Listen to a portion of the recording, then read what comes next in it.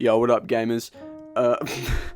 Uh, this is a snippet from a podcast Joe and I are going to start doing. This is literally something you would not expect from me, and I also hopefully don't expect to ever really upload something like this again because there is minimal editing. Completely goes against my brand, but I just needed something to upload because for 2 upcoming videos I'm going to put out, which I'm literally currently editing. I can't put out for like another month because it's centered around something releasing at the same time. But yeah, I hope you enjoy this. Just put it on in the background. I don't care. Let's move on to next segment. Shall we? Yeah, let's do that. All right.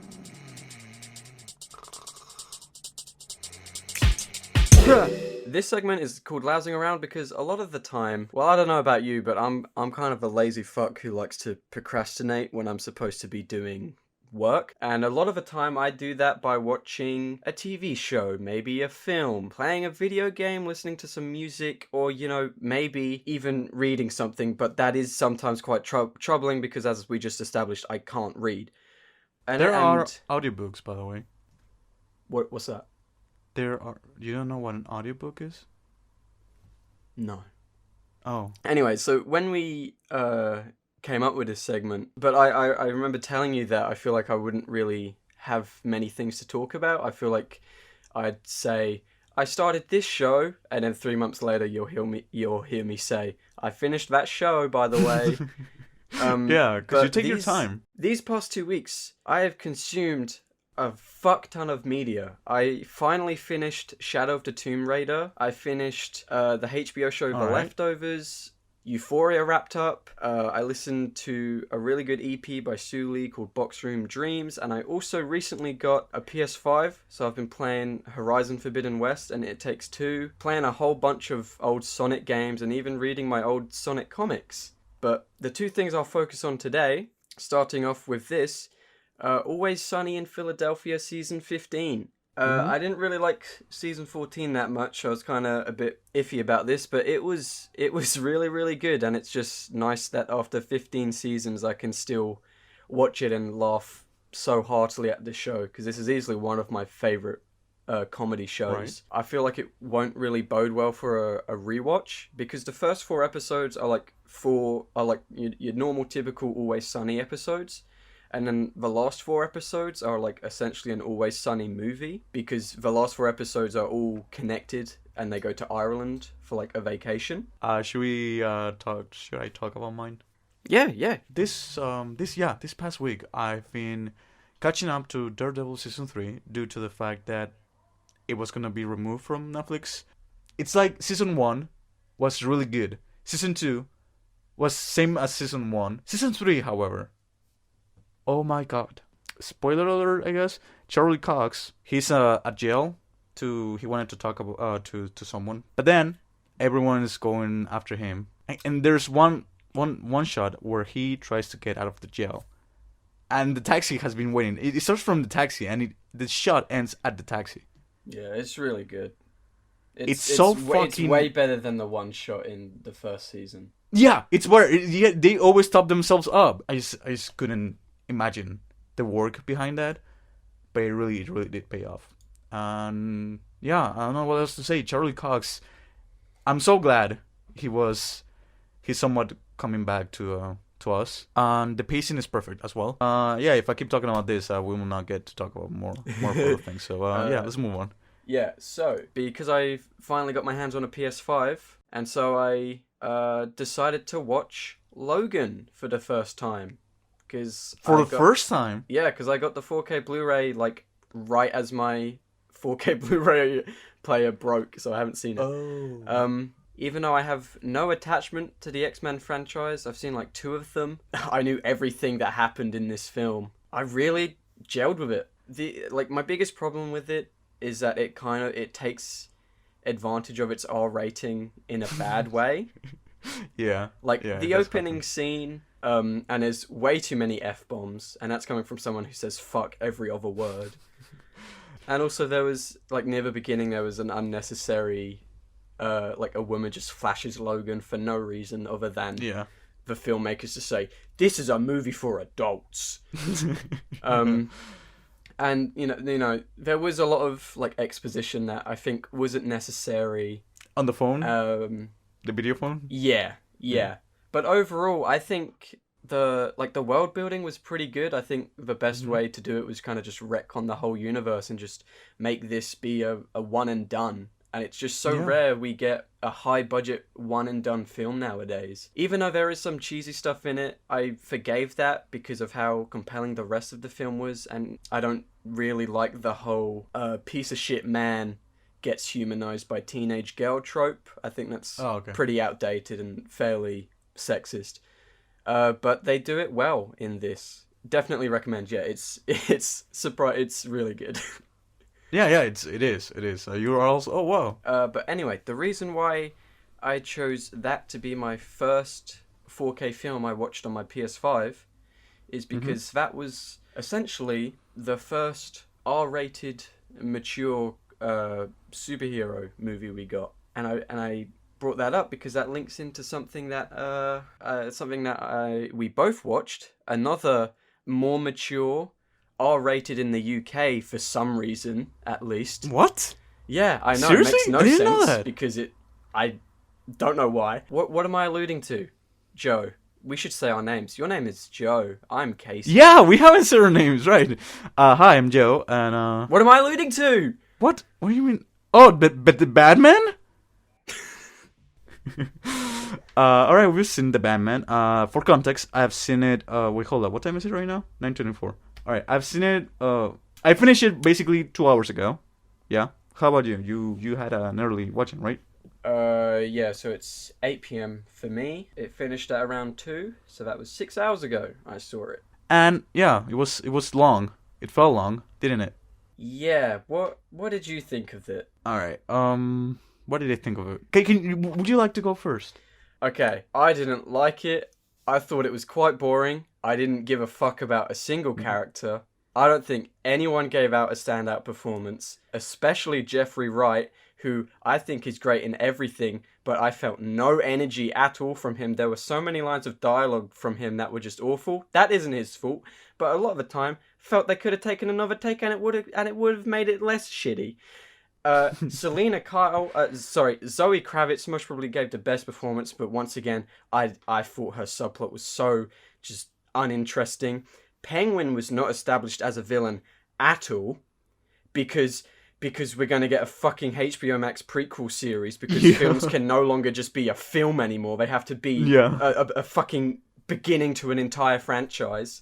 There is a message in the film that it doesn't really fully explore, because at the end of the day, as much as people want to hype it up as a mature film, it is still a superhero film for kids. My little brother has gone out and bought Batman Oreos and fucking Lego sets for this film. I know, right? It's for kids, so the message is going to be dumbed down to shit.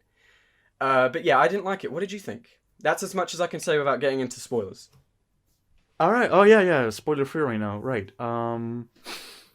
Actually, I don't know how to feel about it. I didn't dislike it, but I didn't love it whatsoever. Yeah. I'm pretty neutral about it. If that will be on the shelf, and I'm like, oh, what Batman movie should I watch? Definitely not my first choice, nor second. I will, however, tell you, I would like to see it on my TV because the projection or something was off, and it looked really grainy, and oh really? I think it was because it was very dark, and there was it's something. a very dark film. Like the whole film takes place at night, pretty much. Yeah, I did like Robert Pattinson. I actually liked him. Truly believed him as Batman, and anytime he was not on the suit, I'm like, can you just put it on again? And that's saying something because he was on the suit for over 75% of the movie.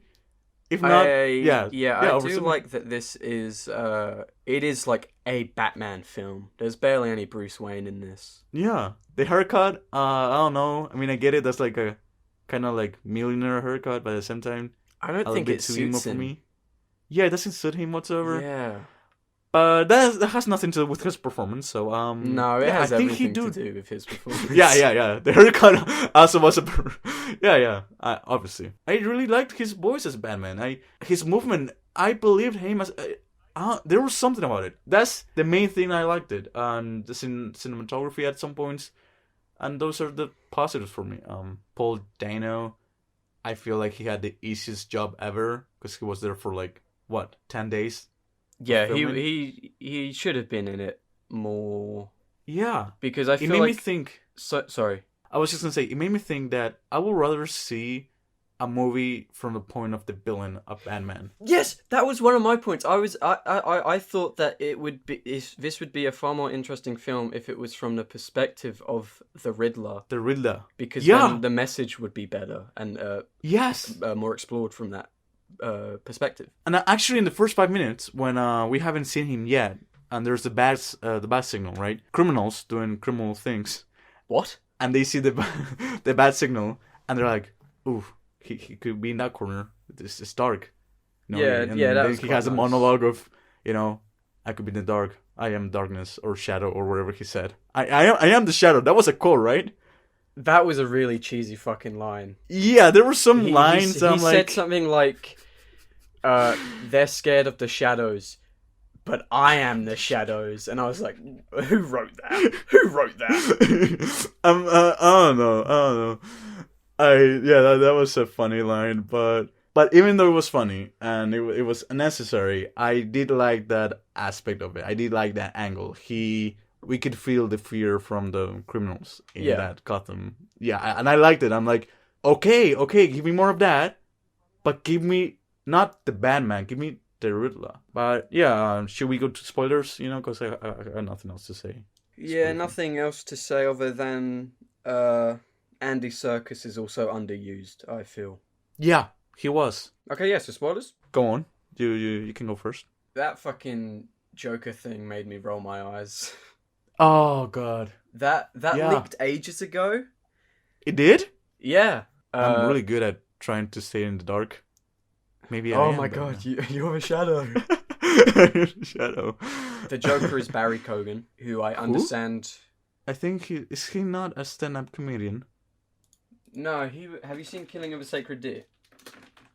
No, I have not. Alright, well, he's really good and creepy in that film, and I feel like that's why they got him to be Joker. Oh yeah, he was in he's one of the Eternals in Eternals. But Oh wait, is he the mind controlling one? I don't know. You have not seen the movie, have you? Okay, never mind then. Go on. But yeah, pretty much his brother ages ago posted something like, "My brother is the Joker in the new Robert Pattinson Batman film." Really? Yeah, and then Warner Brothers fucking killed him and deleted the post. I was hoping that it wouldn't be true. But it was. But it was, and it was really just cringy, wasn't it? It was cringy. Up until then, I could skip over, like I could ignore those cheesy lines. Some long scenes for no reason. I could ignore all of that. I just sent you a picture of Barry Keoghan. Yeah, I just got it. Okay, cool. Yeah, him. Yeah, he's the mind controlling one. Oh right. I don't mind seeing him as a Joker. I think he gave a good performance in Eternals as well. It's just more the fact that we've had so much Joker already. Yeah, I know. It did roll my eyes as well. It reminded me a lot of of a TV show. They don't have the budget for it or some fucking shit. They always do that as the last thing on the episode, so you can come back in next week, and it makes sense in the TV show aspect. But really, why? It was also just the fact that it was so poorly placed as well. It should have just been a post-credit scene. Yeah. But I feel like they didn't want a post-credit. I think they definitely filmed it as the post-credit scene, and then they got to the cutting room floor, and they were like, "Oh no! If I put a credit scene, then I'll just be like generic Marvel, and I need to prove myself as a respected filmmaker, even though I already made the Planet of the Apes trilogy, which people really like. So I'm gonna just put this in between two random scenes at the end." It's Warner Brothers. Do you really think he has final say? I don't know. I have a feeling it was a producer more than anything who said, "Don't put it as a credit scene. Just put it in the movie. We don't want I don't past think credit so. scene." I think it would have been the other way around. Anyway, How will they call the sequel, by the way? They'll call it The Batman and the Joker in brackets, not the Joaquin Phoenix one. Joaquin. I could have sworn this movie was set in the 1990s. At what point did they change that? I remember hearing it Right. was set in the 1990s, and then it starts. The guy has that big ass TV, and I was like, they didn't have TVs like that in the 90s. What the fuck? Right. But it's set in like 2022 or 2021. Ah, so it's said because they have smartphones, they have social media. Yeah. And the whole aesthetic thing with a smartphone, it felt a little bit. It didn't match. Yeah, it didn't match, but they went to like these sort of gothic, grimy locations in Manchester, and Gotham City's overall just supposed to look like shit. But then you got people pulling out an iPhone X every 12 seconds. yeah. A serial killer live streaming to the internet happens every fucking day. That shit happens in the 90s, and they hack into like some TV broadcasting network. That's scary as shit because it's special. But we hear about serial killers doing some dodgy shit on the internet all the fucking time. And so it was far less scary than I think they wanted it to be. The far less scary, and more than anything, it was comedic to me. Oh yeah. It was funny to see Paul Dano acting through a leather mask. It was funny. It was. I couldn't take him seriously. It was hilarious. I'm like, okay, you're trying to be a trend. Yeah, there was. Who are you? There was part of me that was like, I was wondering if it was supposed to be like Scream, like the what we reviewed in our last episode. I couldn't tell if it was supposed to be like trying to take the piss out of Reddit or something. Or the dark web. Yeah. Or both. Or 4chan or something. Oh yeah, 4chan more than anything. That's dark. I don't know, man. But oh yeah, I would like to say one more thing. About No. No, okay, no, Yeah, never mind. yeah, go on. Detective Gordon. You said that you don't like his performance.